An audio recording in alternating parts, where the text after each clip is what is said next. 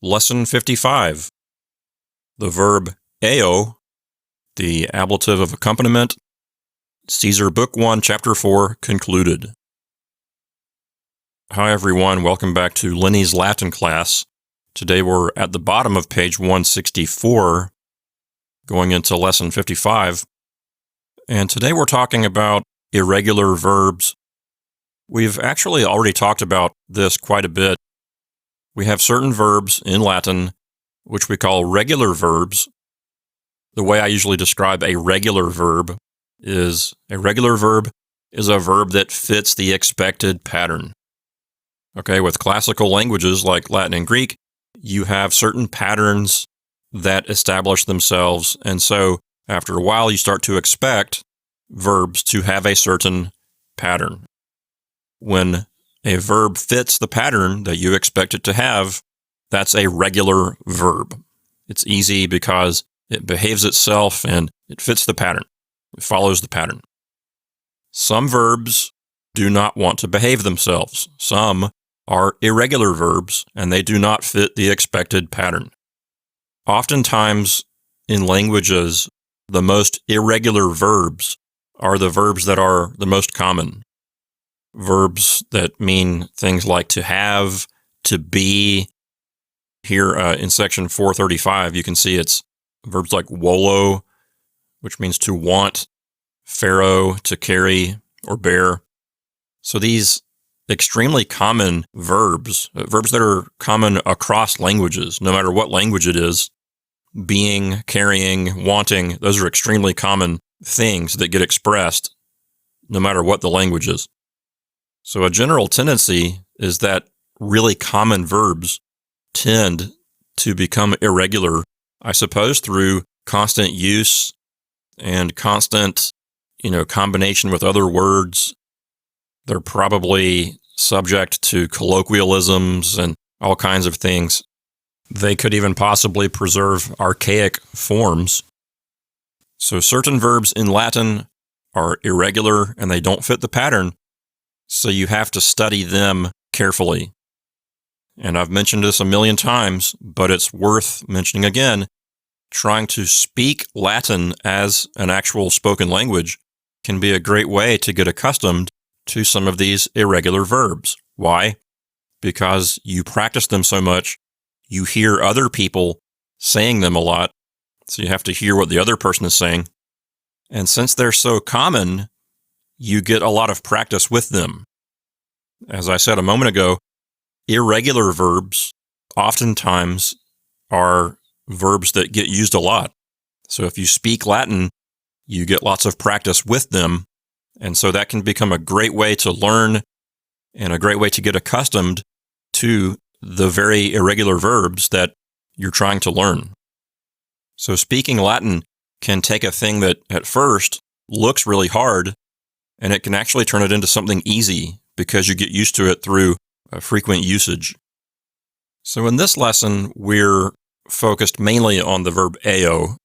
You can see at the top of page 165, we have the four principal parts: ao, ire, iwi, itum.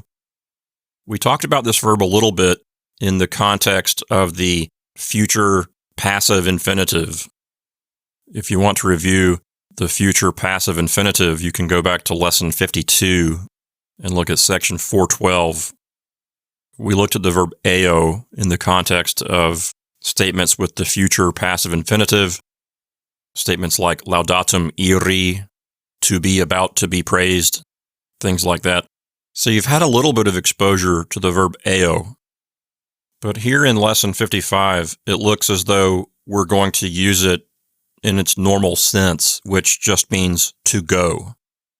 So if you're an ancient Roman and you say to your friend, ao, you're saying to your friend, I am going.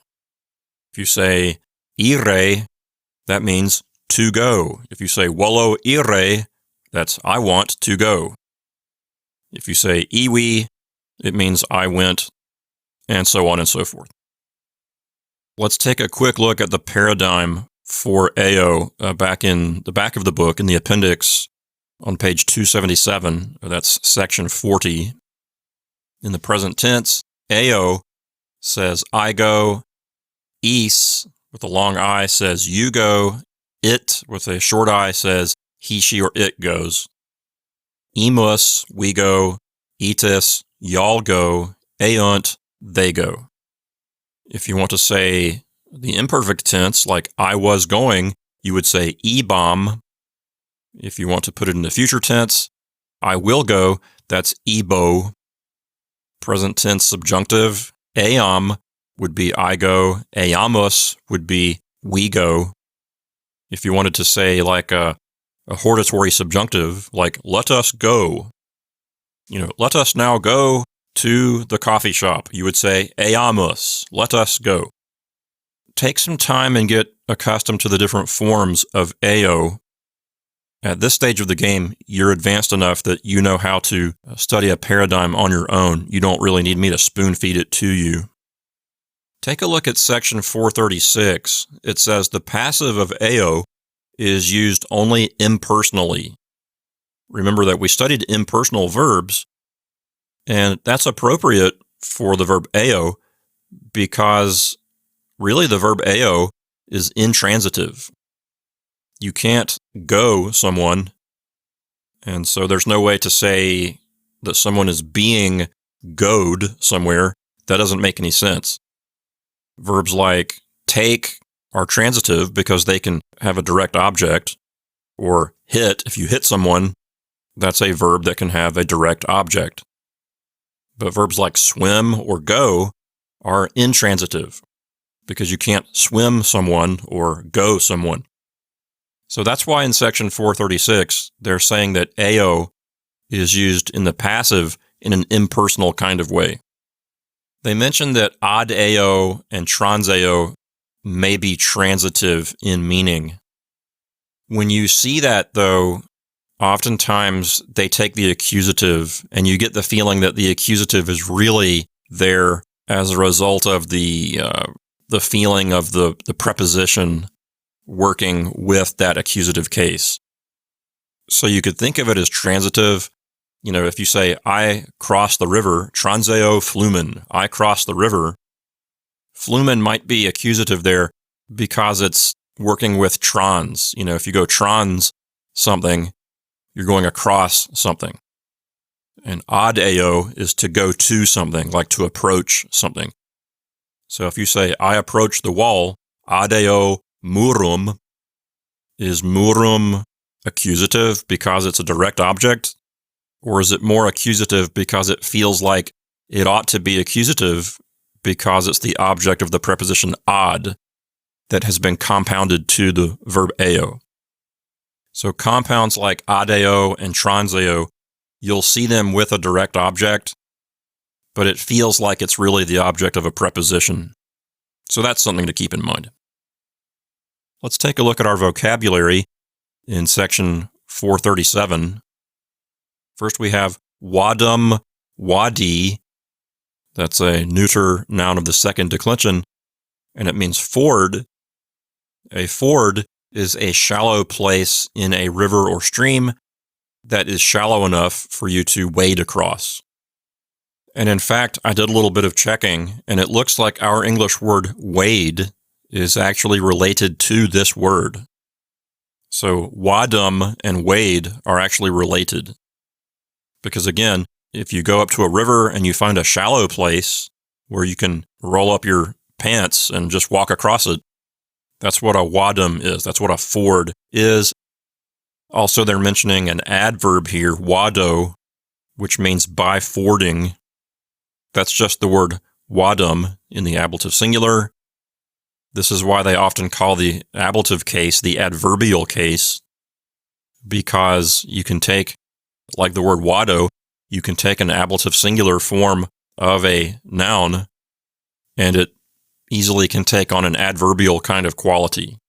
So wado is an adverb that means by fording, and it's just coming from the ablative singular form of wadum. Next we have noricus, norica, noricum.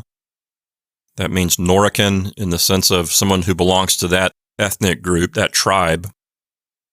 Nondum means not yet. That's another adverb. Then we have some verbs, eo, ire, iwi, itum, which means to go. We've already covered that one. Exeo is simply the verb eo, but prefixed with the preposition ex, which means out of. So exeo means to go out of something. In the third person plural, it's exeunt. In the third person singular, it's exit. So that's where we get our English word exit from. And in a Shakespeare play, if they want someone to leave the stage, it'll say exit.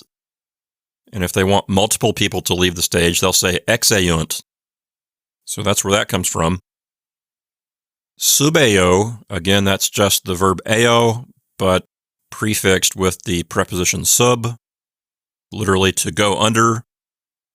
Transeo, again, that's just eo, prefixed with the preposition trans, which means across. So transeo means to go across. Let's move on to section 438 and look at some model sentences. Number 1, Helvetii cum omnibus copiis exierunt. The Helvetii, that's the subject, and then the verb is exierunt. That's exeo, but in the perfect tense, third person plural. So Helvetii exierunt says, the Helvetii went out. We've talked about how the word copia can mean supplies or resources. Here it means troops in the sense of military troops or forces. It can mean that too. So cum omnibus copiis says with all the soldiers, with all the troops, with all the forces.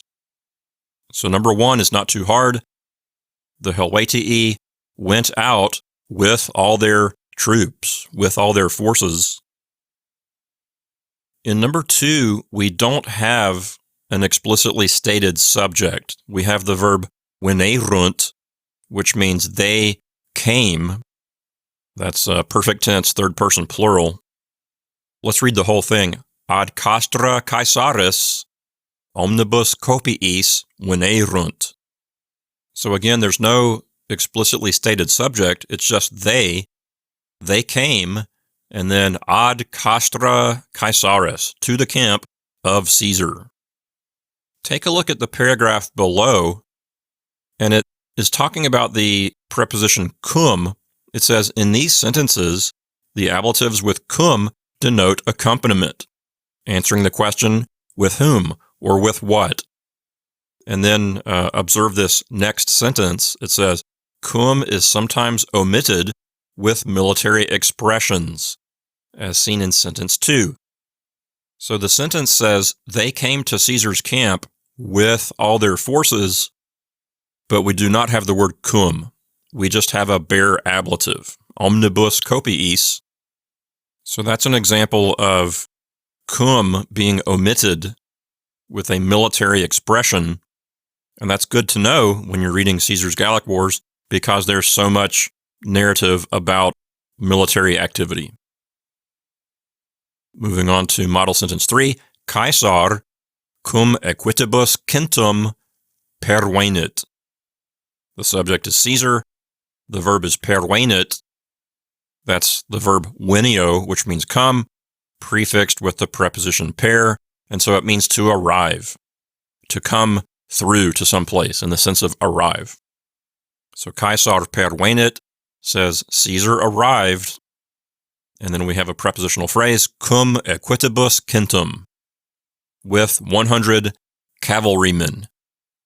Remember that numbers above 3 are indeclinable. So centum is always going to be centum. It's not going to be centumibus equitibus. There's no way to add an ablative ending to centum. You just have to think of it as being ablative along with equitibus. So cum equitibus centum says with 100 cavalrymen. And in section 439, they give us some terminology here. This use of the preposition cum to say that you're simply going with someone, that's what we call ablative of accompaniment. So when you have the preposition cum and it simply means with, and then you have an ablative with that, you call that ablative of accompaniment. Why do we have a name for that? Because there are so many different kinds of uses of the ablative case. We need to give them all names. Grammarians love to name things. They love to give every kind of use of something some kind of fancy grammatical name. And there's a good reason for that, because in English, if you say with something, it could mean you're just accompanying it, you're just there with it, or it could mean with it in the sense of using it for something, like I hit the nail with the hammer. So having these different names for the ablative, it helps us to clarify, it helps students, it helps students to understand the different Latin differentiations between the different uses of the ablative, things that might not be so clear in a corresponding English sentence. Let's move on now to section 440, which is our translation section for this lesson.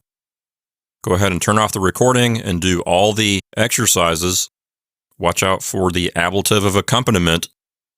And when you're finished, turn the recording back on and we'll go over them together. Okay, hopefully by now you've finished your homework.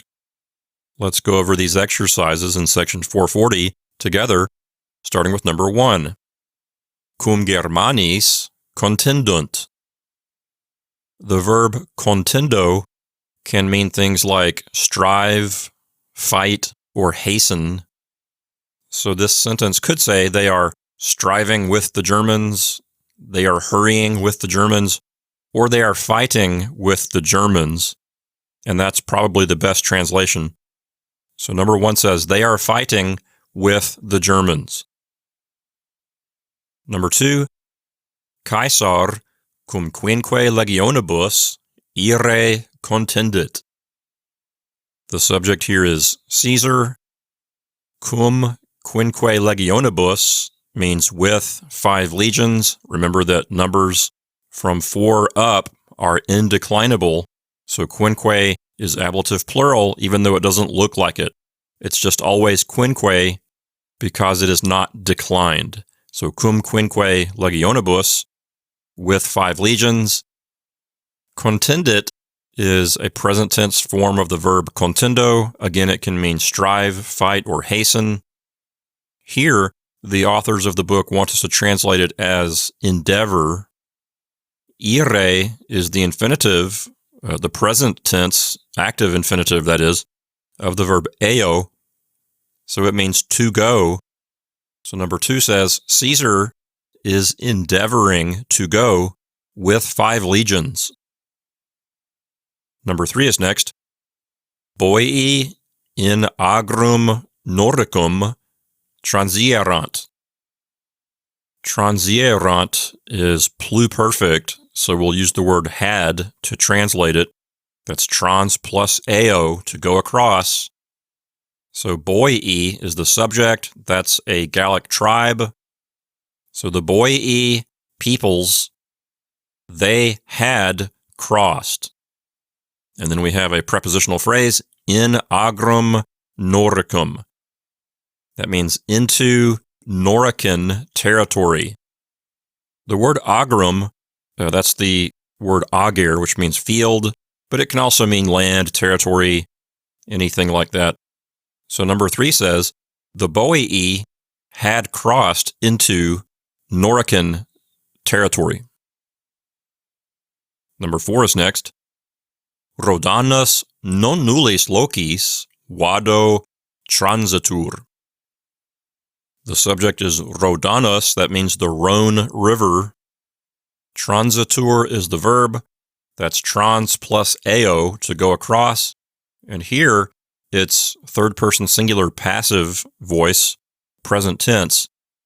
So we can say, he, she, or it is crossed. So subject and verb together say, the Rhone River is crossed. Vado is an adverb that means by fording. Remember, that's when you find a shallow place and then you roll up your pants and wade across.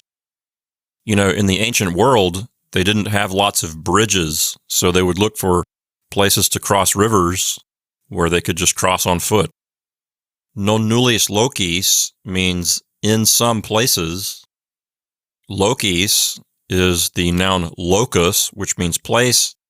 And non nullis, the word nullis means none.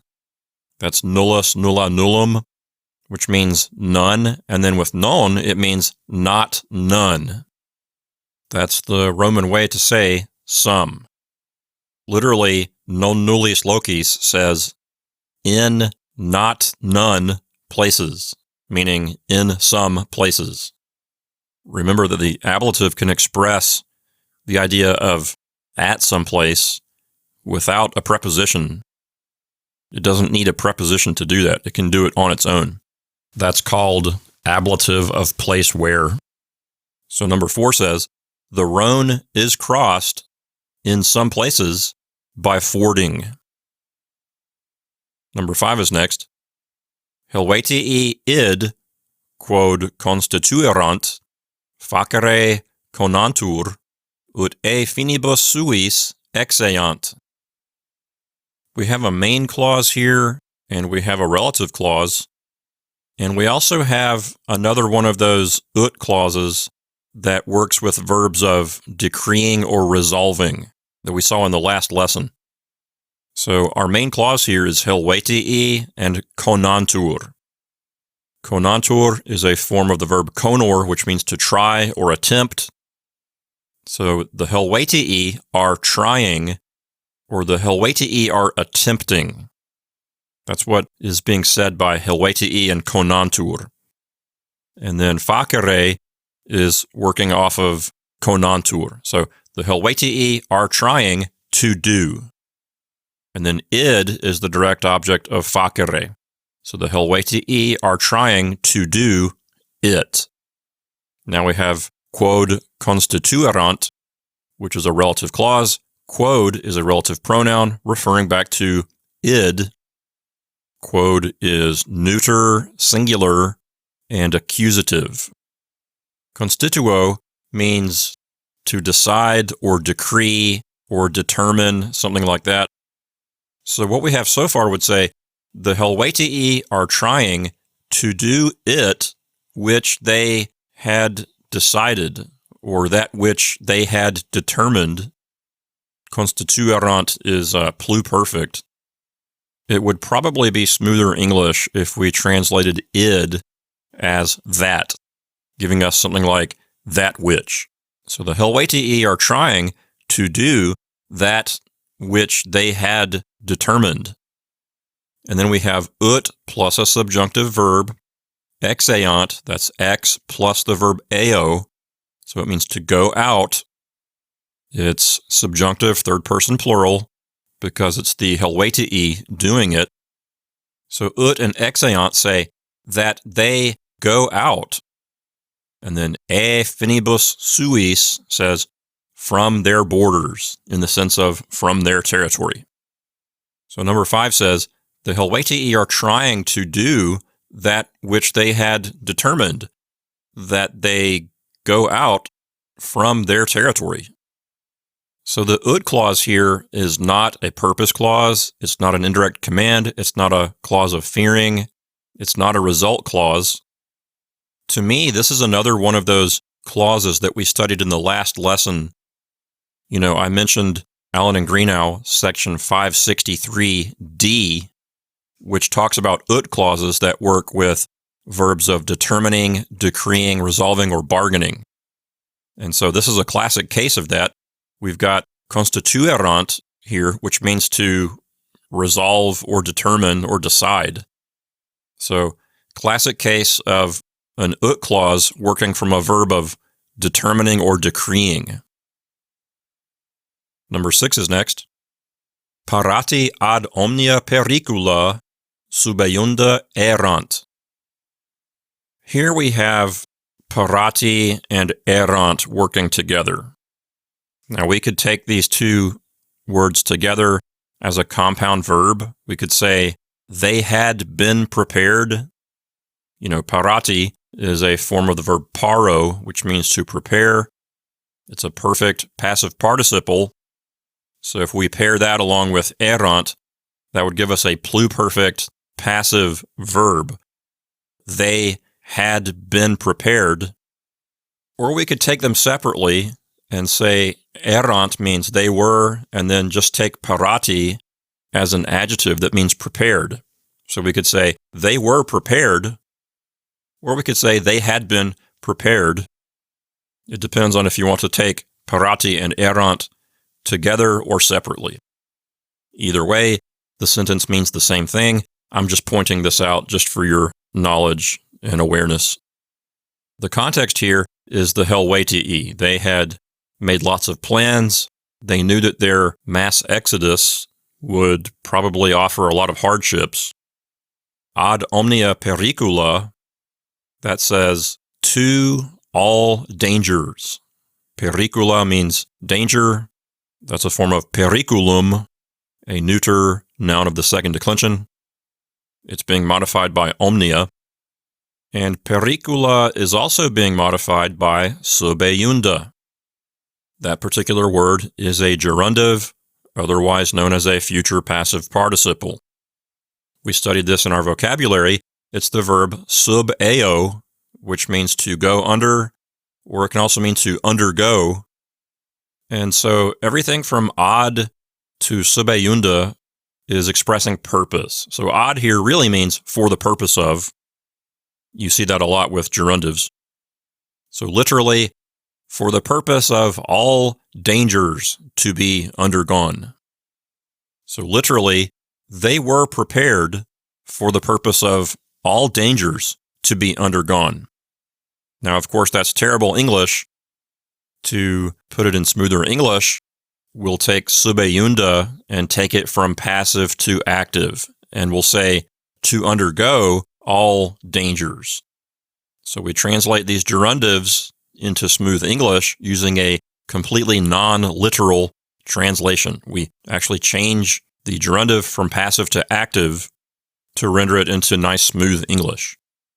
And we've talked about that many times. There's no reason for me to go over that again. So number 6 says, they were prepared to undergo every danger. Number 7 is next. Helvetii Caesare invito transire non conabuntur. The subject is Helvetii, and the verb is conabuntur. That's the deponent verb conor, which means to try, and it's future tense, third person plural. It looks passive, but it's not because it's a deponent verb. So conabuntur says they will try. So subject and verb together, the Helvetii will try. It's being negated by non, so really it's the Helvetii will not try. And we have a complementary infinitive, transire, to cross. So the Helvetii will not try to cross. And then we have an ablative absolute consisting of a noun and an adjective. You know, often when you see an ablative absolute, it's got some kind of participle involved, saying, some sort of action having occurred. But that's not the only kind of ablative absolute you can have. You can also have ablative absolutes that just have nouns and adjectives, like this one. Caesare is ablative singular, and invito is also ablative singular. That's an adjective that means unwilling. So Caesare invito says, with Caesar being unwilling, or under the circumstances that Caesar is unwilling. Some grammarians prefer to call the ablative absolute the ablative of attendant circumstances. Why? Because it tells you the circumstances under which the action is happening. So number 7 says, with Caesar unwilling, the Helvetii will not try to cross.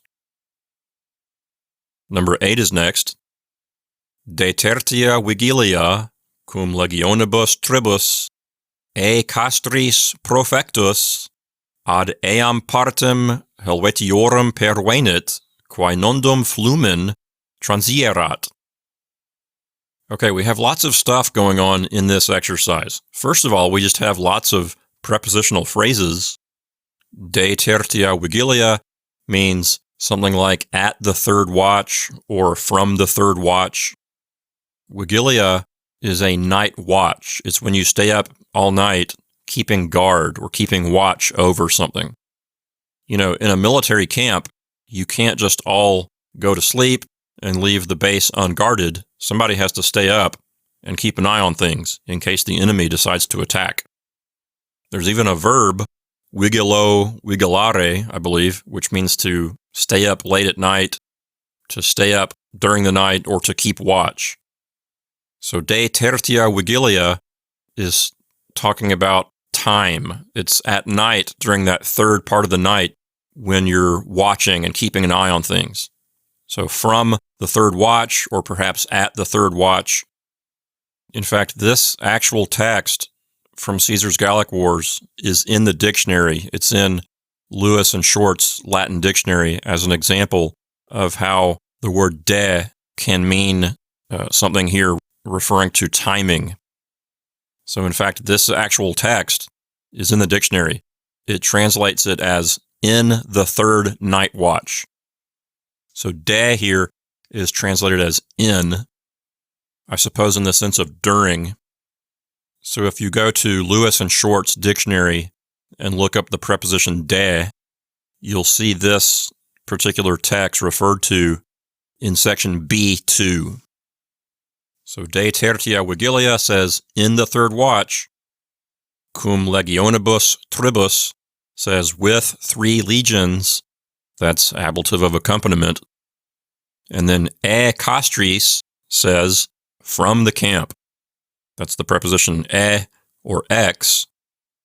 And then profectus is the perfect active participle of the verb proficiscor, which means to depart.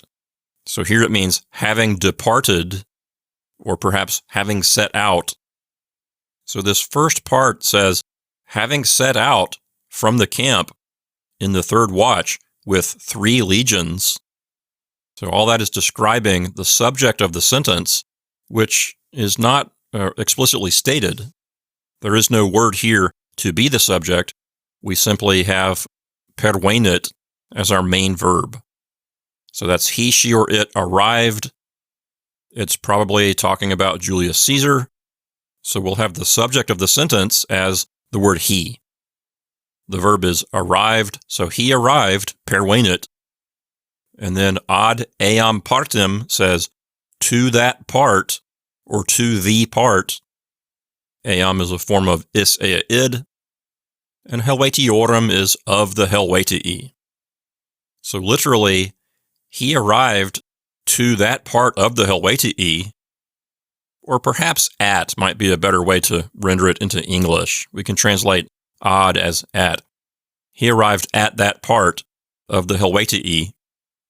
Now we have a relative clause, quae nondum flumen transierat. Quae is a relative pronoun starting a relative clause. It's feminine because its antecedent, partem, is feminine. It's singular because its antecedent, partem, is singular. But it's nominative because of the role it plays in the relative clause. It's the subject of the relative clause. So quae is nominative. It says which nondum transierat, which had not yet crossed.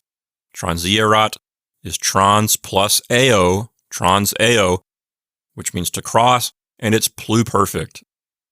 So which had crossed, and then nondum says not yet. Flumen, of course, means river. That's accusative. It's the direct object of transierat. So this sentence has a lot of stuff in it, but it's not really all that difficult.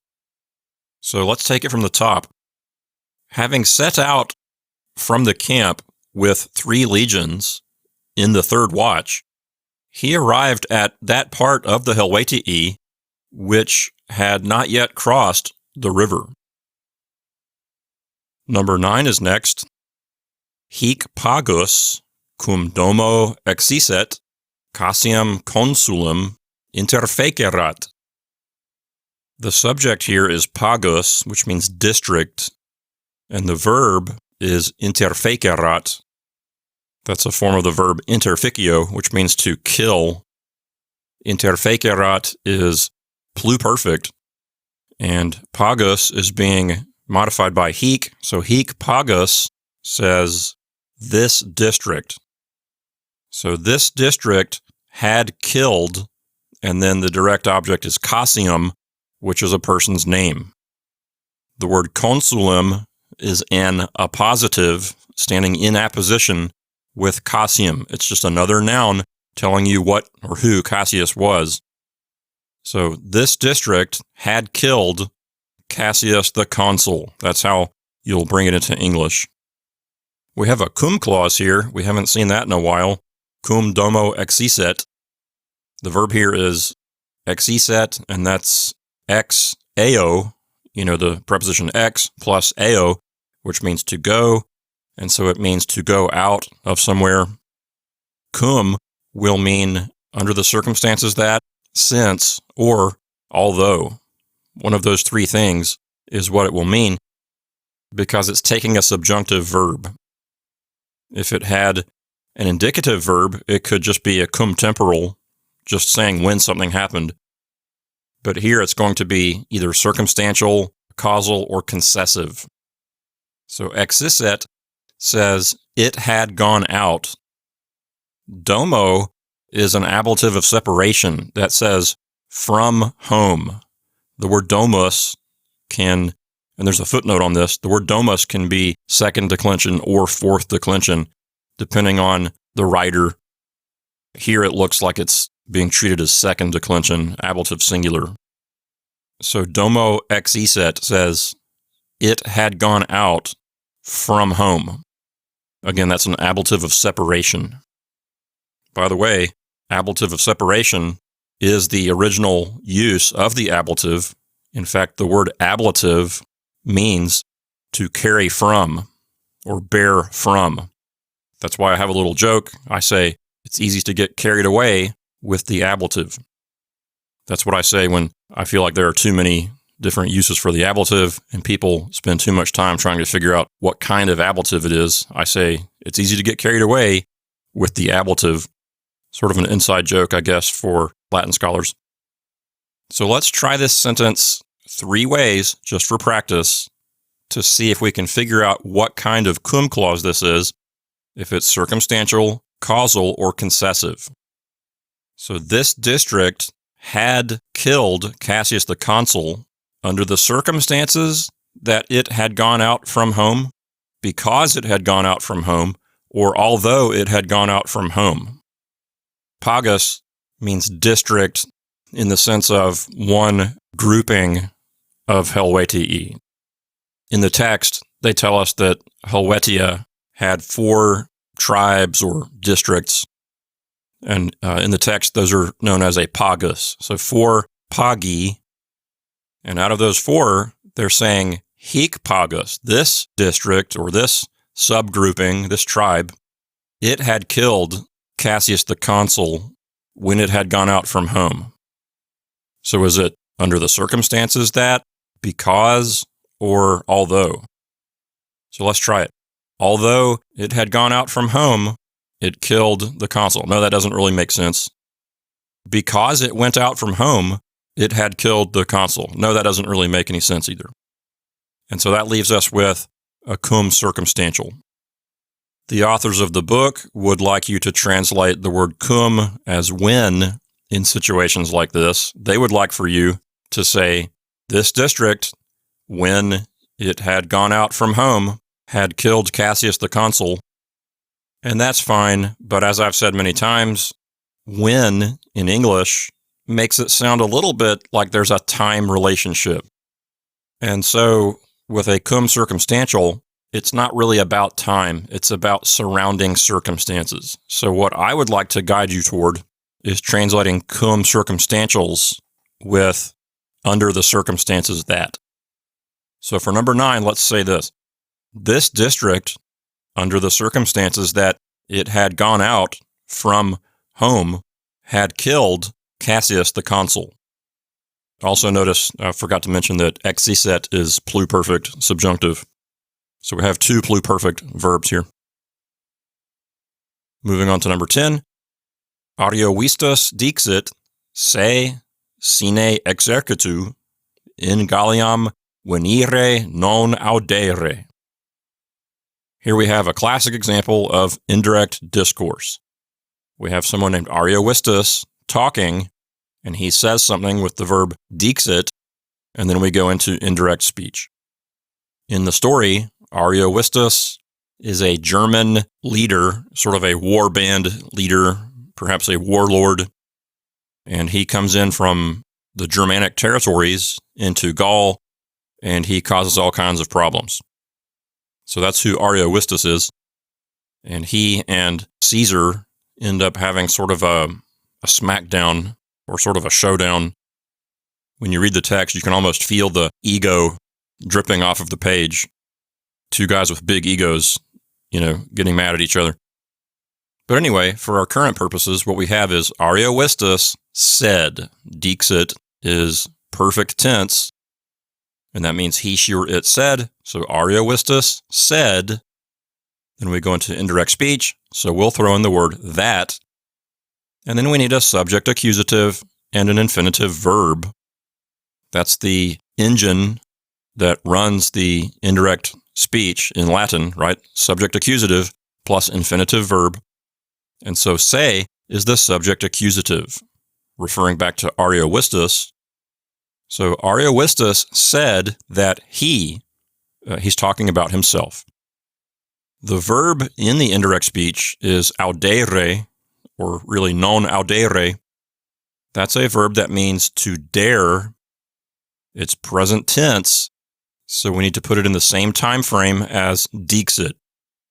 Dixit is in the past, so we need to translate audere as if it's in the past too. So it'll read something like this. Ariovistus said that he did not dare.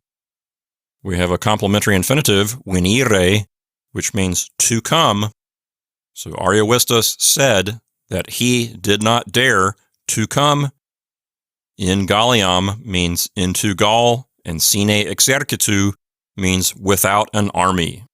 Sine is a preposition that takes the ablative. Exercitu is the fourth declension noun exercitus in the ablative case. So number 10 says, Ariovistus said that he did not dare to come into Gaul without an army. Let's move on now to section 442, and let's continue reading Caesar's Gallic Wars. Here we have the death of Vercingetorix. It's the last part of Book 1, Chapter 4. When last we left our protagonist, Vercingetorix, he was in big trouble for trying to start a revolution or perhaps a military coup.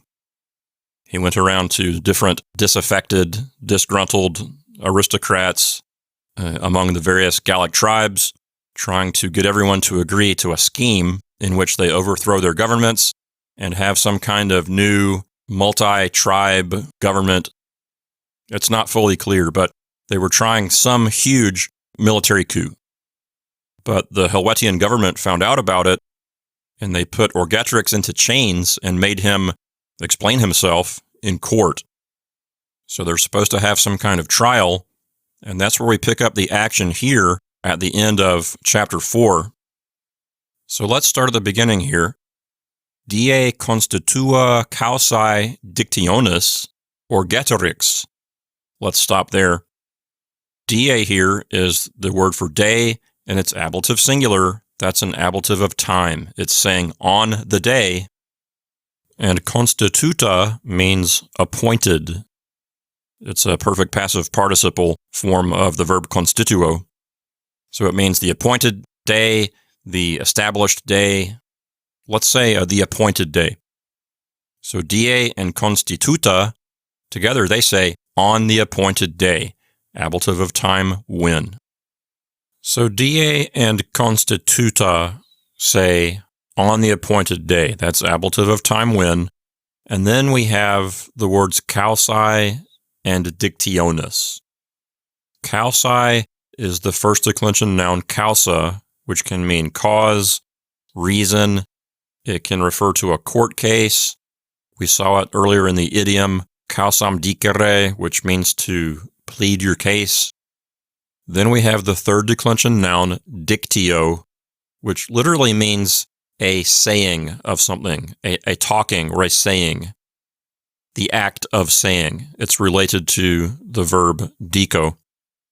And there's a footnote on this, which I think is helpful. If you look at the next page, you'll see footnote 2. It says dictio, dictionis, a feminine noun of the third declension, and it says a speaking. That is the act of speaking.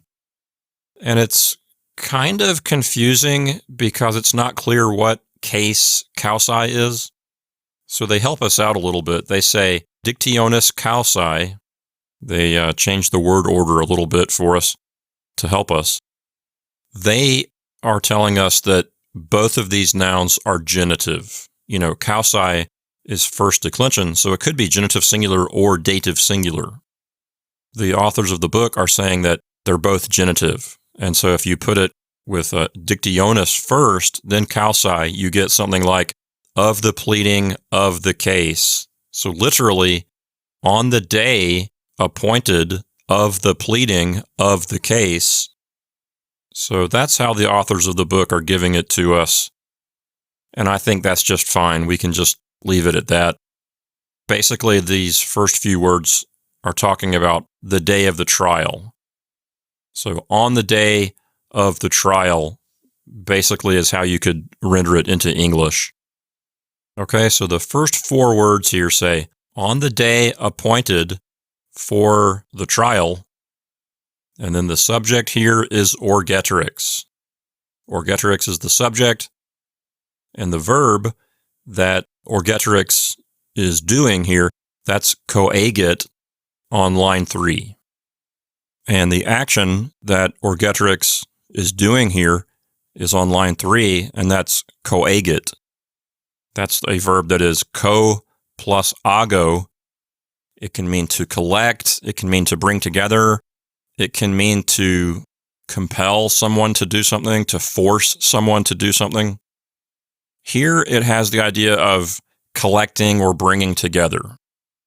So the idea is orgetrix brought together lots of people with him to his trial. Ad judicium means to the trial.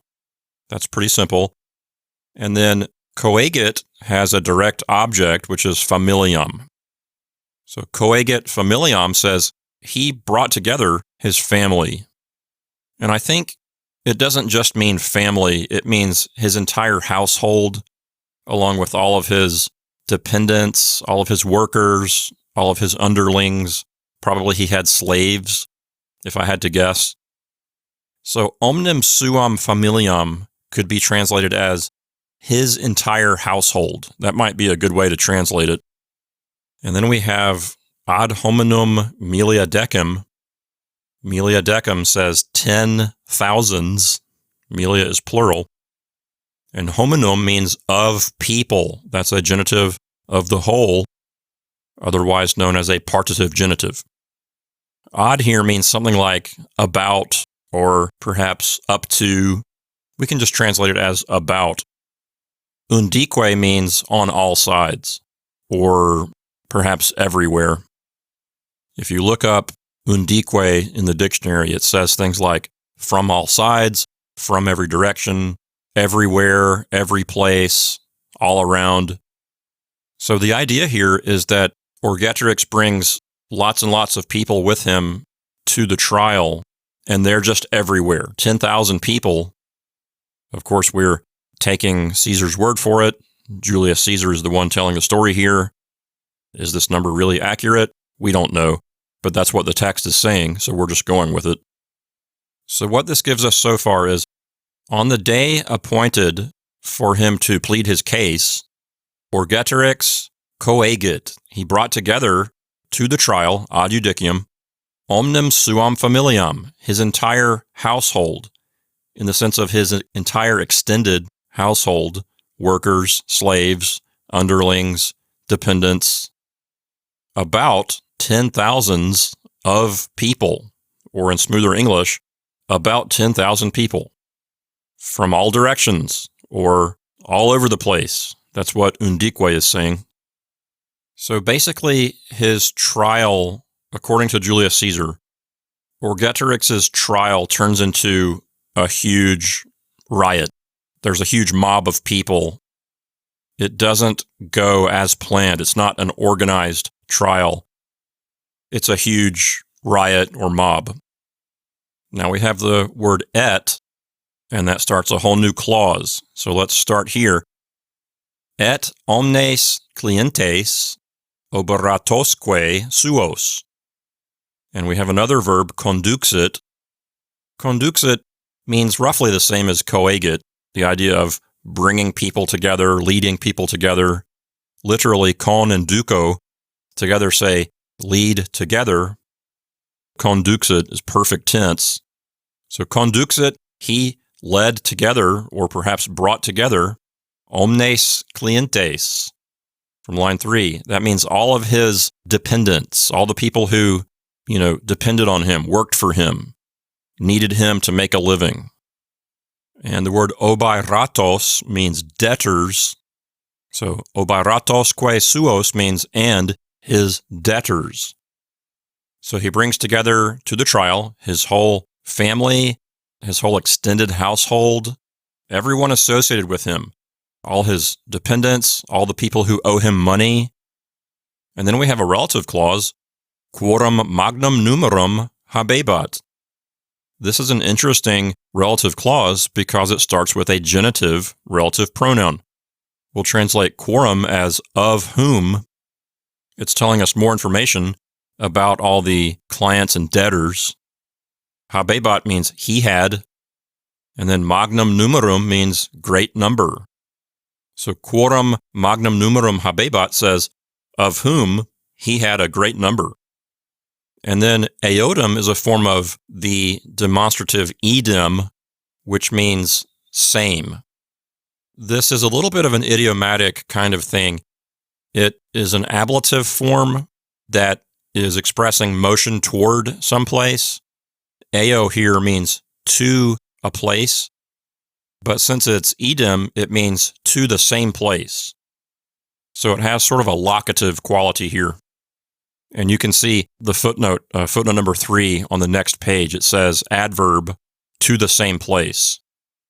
So the idea here is he brought his family, 10,000 people, and then starting with the word et, and he brought together all his dependents and debtors, of whom he had a great number, to the same place. So again, there's a huge mob of people descending upon the site of his trial. It's just a huge riot.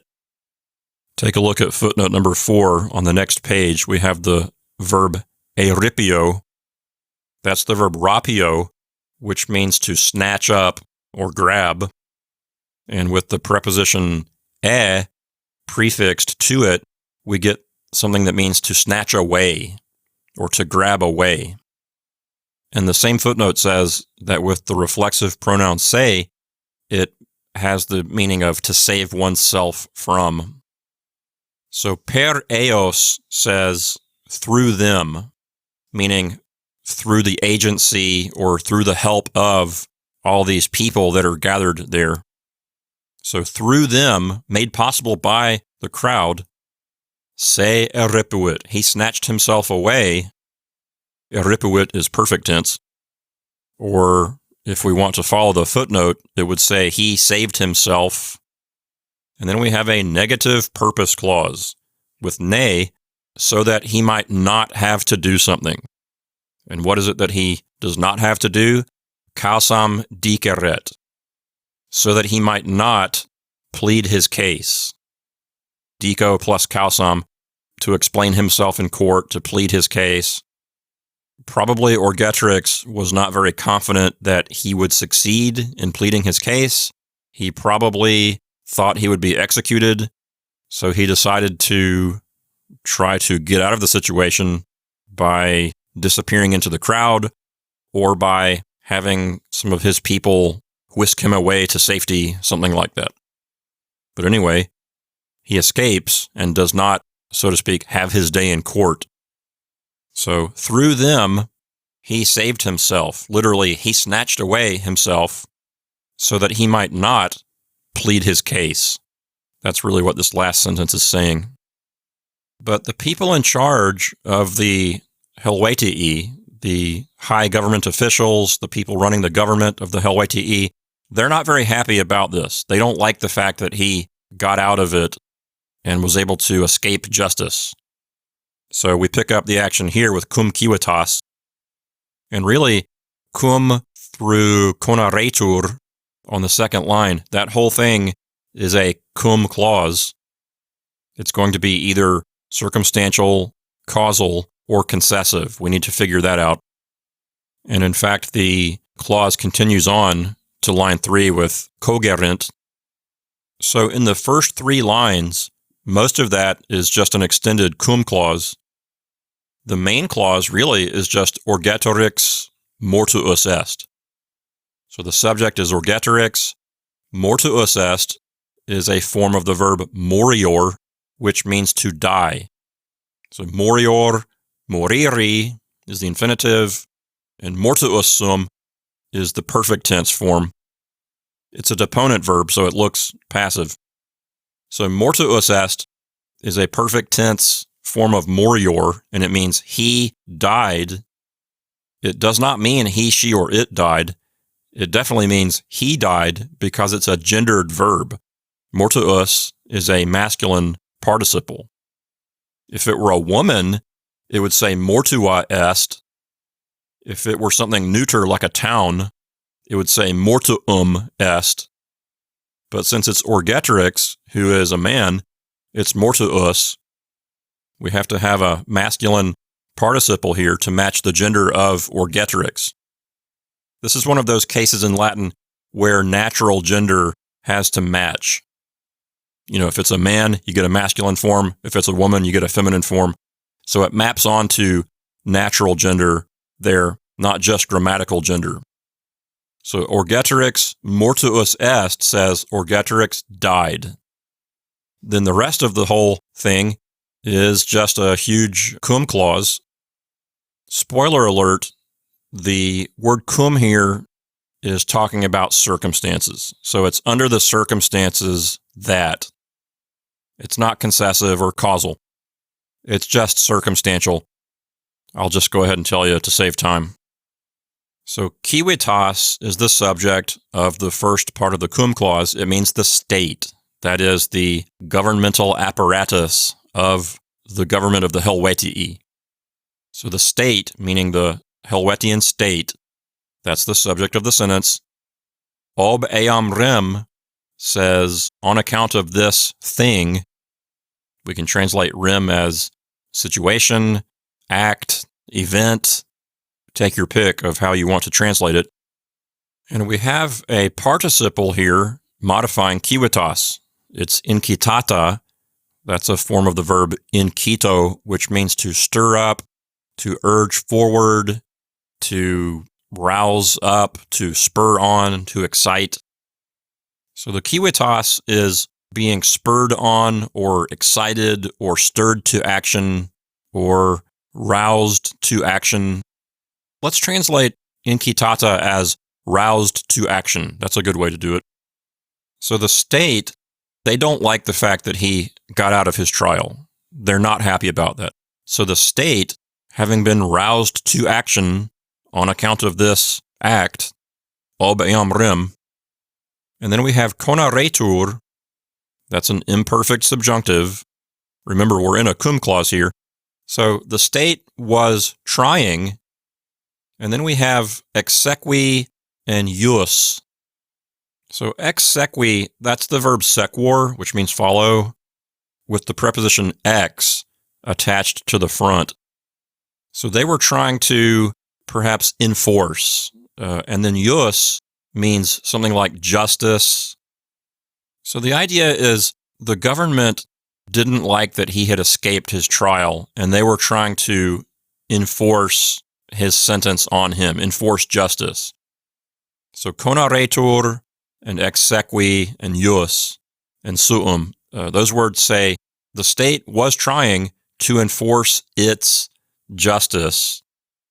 And then armis means by means of military force, literally by means of arms, in the sense of weapons. So the structure of the sentence is cum means under the circumstances that, and then the state was trying to enforce its justice, and then under those circumstances, orgetrix mortuus est. While the state was trying to do all that stuff, orgetrix died. Those are the circumstances that surround his death. That's the basic structure of the sentence. So let's translate cum as under the circumstances that, and here's what we have so far.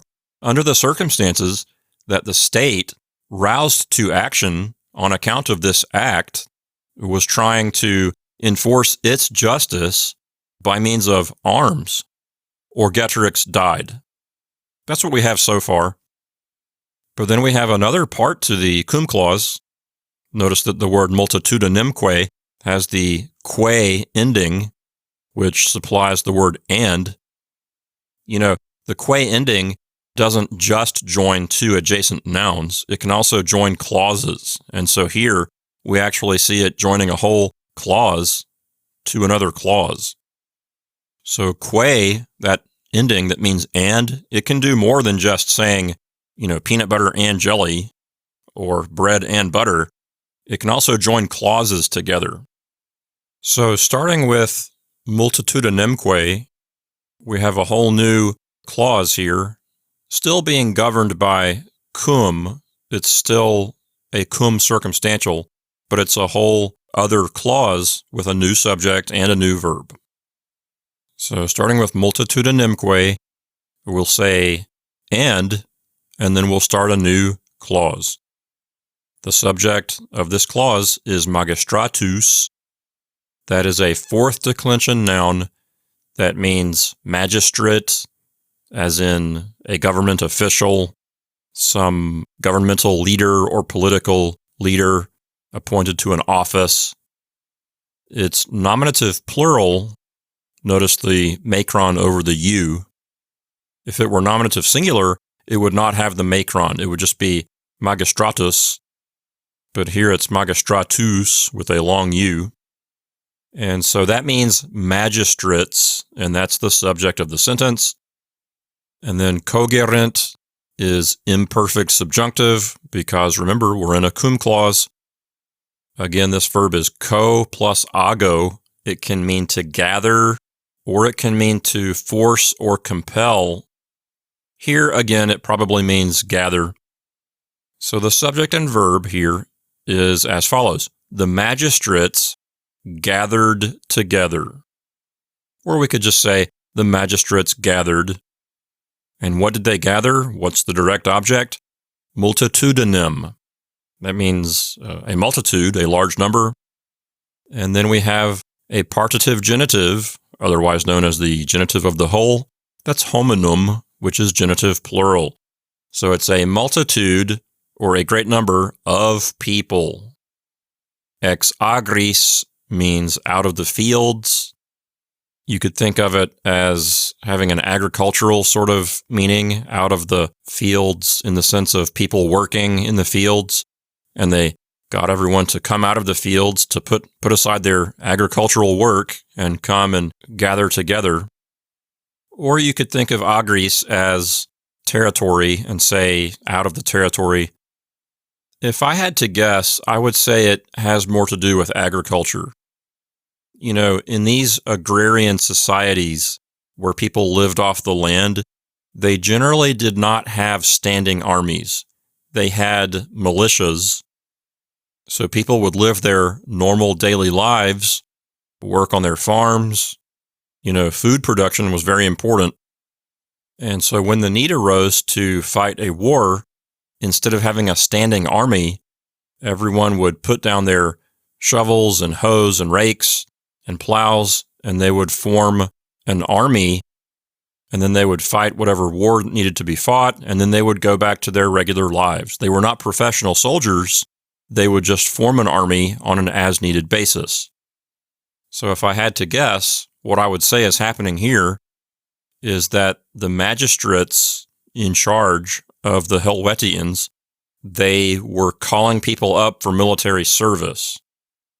In fact, on line 6, it says armies by means of military force, by means of arms, and they were calling up a large number of people out of the fields. So to me, what that sounds like is a militia is being activated into an army for a specific purpose. And in this case, it appears as though the magistrates in charge of the Helvetii are perceiving the actions of Orgetorix as something approaching a civil war.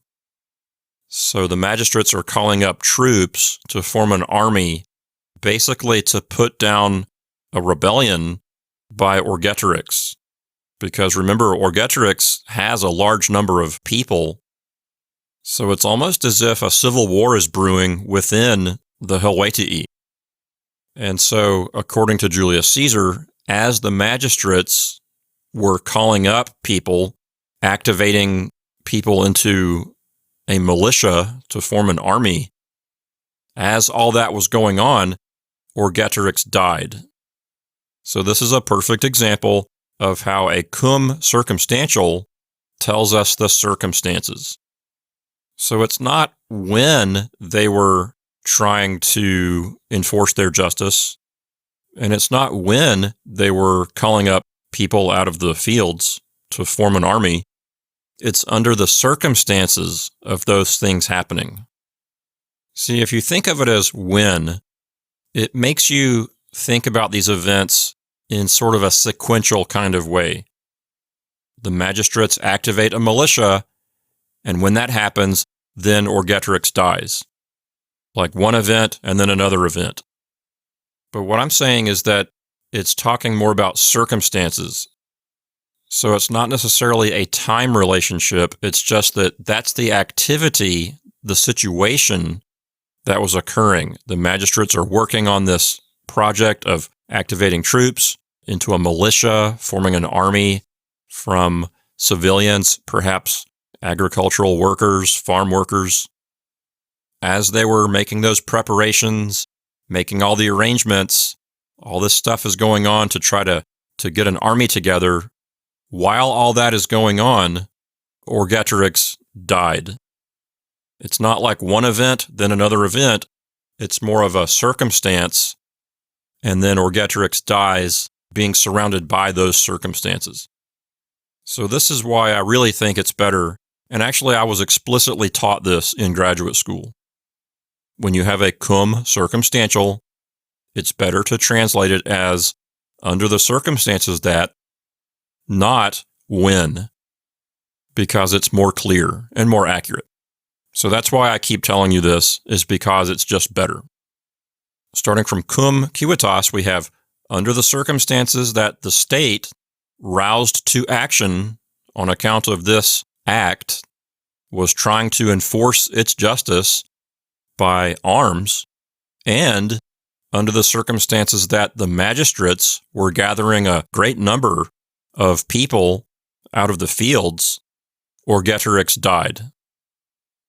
Moving on to the next sentence, we have neque abest suspicio ut Helvetii arbitrantur quin ipse sibi mortem consciverit. Let's look at the first part that says neque abest suspicio ut. Okay, suspicio means suspicion, and that's the subject of this little area of the sentence. Abest means to be absent. We've seen that before. Suspicion is absent. That's the subject and verb. And neque means and not. It can negate a verb just like non, but it also includes the idea of and. So neque is like and not. So what that gives us is, and the suspicion is not absent. The next part says, ut Helvetii arbitrantur. Here we can translate ut as. Arbitrantur is the verb. That means they think. That's the verb arbitror, which is a deponent verb. And the subject is Helvetii. So that's pretty simple. It says, as the Helvetii think. So what we have so far would say, and the suspicion is not absent, as the Helvetii think. And then the last few words, starting with queen, that tells us what the suspicion was, what people were suspecting had happened. Queen, we've studied before, it means something like but that or but not. Sometimes queen can actually be kind of hard to translate. Sometimes it can mean something like why not. It really depends on the context and how it's being used. You can translate it as that or but that. The subject of this last little clause here is ipse. That means he himself, referring to orgetrix. And then don't forget, we're in a queen clause here, which requires a subjunctive verb. So consciverit, it looks future perfect, but it's really not. It's a perfect tense subjunctive. Now you may be wondering, why do we have a perfect tense verb here in this queen clause? After all, we're supposed to be in primary sequence. We have present tense verbs like abest and arbitrantur. So shouldn't we be in primary sequence? Well, a minute ago, we were in secondary sequence with mortuus est. That's a past tense. And then in the cum clause, we had conaretur and cogerent. Those are imperfect subjunctives. So just a second ago, we were in secondary sequence, but now are we in primary sequence? I would say not. I would say that when we have abest, suspicio, and arbitrantur, I would say that that's kind of a historical present, talking about the past, but in present tense, vivid sounding verbs. So I think we're in secondary sequence here with historical present functioning as a past tense, and then consciverit functioning as a perfect tense subjunctive, continuing us along in secondary sequence. So the verb consciverit could be future perfect, or it could be perfect subjunctive. It could be either of those. They're spelled the same. This is the verb conscisco, which means to approve or decree. And so here it's part of an idiom that means to commit suicide. So consciverit and mortem together, that's an idiom that means, and along with sibi as well, it means to decree death to one's self, meaning to commit suicide. So literally what we have here, going along, as I mentioned a moment ago, in secondary sequence, starting with neque, and the suspicion is not absent, as the Helvetii believe, that he himself decreed to himself death, in the sense of he committed suicide. So again, we have historical present for abest and arbitrantur, and then a perfect tense subjunctive with consciverit, and that's putting us in secondary sequence here. Okay, that brings us to the end of yet another episode of Lenny's Latin class. Thanks for listening. We'll see you again next time in Lesson 56.